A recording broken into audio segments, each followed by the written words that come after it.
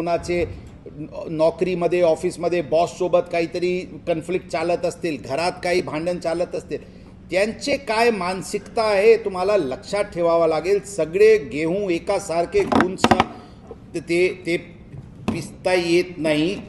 आपल्याला त्यांच्याशी चांगली वागणूक करणे अत्यंत गरजेचे आहे आणि त्यांचे स्ट्रेस लेवलचे आधारेवर त्यांचे कधीकधी अग्रेसिव्ह भूमिका तुमच्यासोबत असू शकते.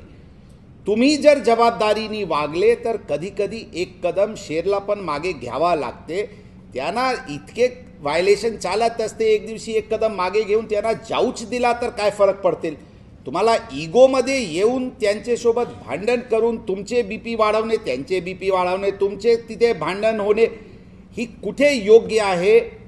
ही आत्मपरीक्षणनी सुधारते.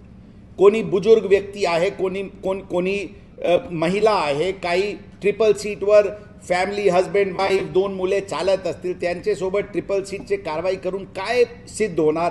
ट्रिपल सीट जे कानाला वेगवेगळे प्रकारचे बाली घालून ट्रिपल सीट बाल वेगवेगळे प्रकारे काटून ते हिरोसारखे रस्त्यावर चालत आहे. त्यांना तुमची दणका जरी पडली तर एक वेळा दणका म्हणजे दणका नको देऊया, लेकिन त्यांना थोडा तर ती केले तर समजतो. परंतु फॅमिली वगैरे, आता मी बघितले परवाची एक व्हिडिओ, तुम्ही एका कॉन्स्टेबल, एका व्यक्ती और उसके पीछे बैठा, त्याचे मागे बसलेले एक त्यांचे वडील असतील किंवा सिनियर सिटीजन होता, त्या कर्मचारी त्या व्यक्तीसोबत भांडण करून हाताने मारून त्यांचे मोबाईल फेक.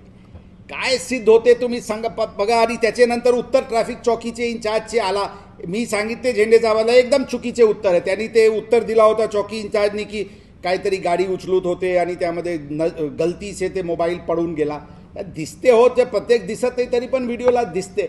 आज व्हिडिओचे जमाना आहे. कशासाठी हे करून काय सिद्ध होते. त्यांच्याशी भांडणच करायची काय गरज आहे. आणि त्याच्यासाठी प्रामाणिकता. रस्त्यावर जर आम्ही प्रामाणिक नाही राहिलो तर आम्हाला खाकी वर्दी पहनून रस्त्यावर उतरण्याची 1% पण मॉरल आणि एथिकल अधिकार नाही आहे. हे आपल्याला लक्षात ठेवावं लागेल. आम्ही इन्फोर्समेंट करतो.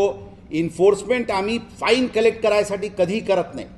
आणि कन्फ्लिक्ट रिडक्शन ऑन स्ट्रीट, रस्त्यावर भांडण होण्याची प्रकार ट्रॅफिक कॉन्स्टेबल आणि व्हायलेटरवरून मिनिमम कंटॅक्ट यायला पाहिजे. या दृष्टी ही काही प्रायोरिटीज होती हे ई चलान मशीनची. आत्ता ते तुम्ही पकडले, आता पकडले आणि नंतर काय काय झालं हे पत्रकार मंडळी पण आहे, कशासाठी बोलायचे आता ते कमऱ्यात बसून वेगळा चर्चा करू आपण, नाहीतर वेगळाच न्यूज ते आमचे ट्रॅफिक ट्रेनिंग इन्स्टिट्यूट बाजूला राहील, काही वेगळाच चालू होतील. परंतु त्याबद्दल जास्ती टिप्पणी नाही करायची. सांगण्याची अर्थ फक्त तेवढेच आहे की साहेब, रस्त्यावर प्रामाणिकतानी चांगले बॉडी लँग्वेज, तुमची चांगली कंडक्ट आणि कॅपॅसिटी बिल्डिंग जर तुमची झाली, ट्रॅफिक मॅनेजमेंटची आज ट्रेनिंग घेऊन बाहेर पडल्यानंतर तुम्हाला ती जे कॉन्फिडन्स येईल, त्या कॉन्फिडन्समधून तुमचे बॉडी लँग्वेज आणि तुमचे कंडक्ट आणि पर्सनल बिहेवियर आपोआप सुधारतील अशी आमची धारणा आहे. मनोज पाटील साहेब, एक आम्ही सांगितले होते काहीतरी बॅच वगैरे की आम्ही ट्रॅफिक ट्रेंड आहे, अशा काही डिझाईन करत आहे का?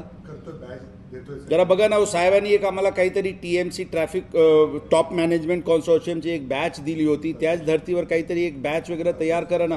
ज्यांचे ट्रॅफिक ट्रेनिंग झाला काहीतरी बॅच किंवा काही एक COP24ला काही दिलेली आहे, तर तशा आम्ही ट्रॅफिक ट्रेंड आहे अशा काहीतरी बघून घ्या ना, विचार करा.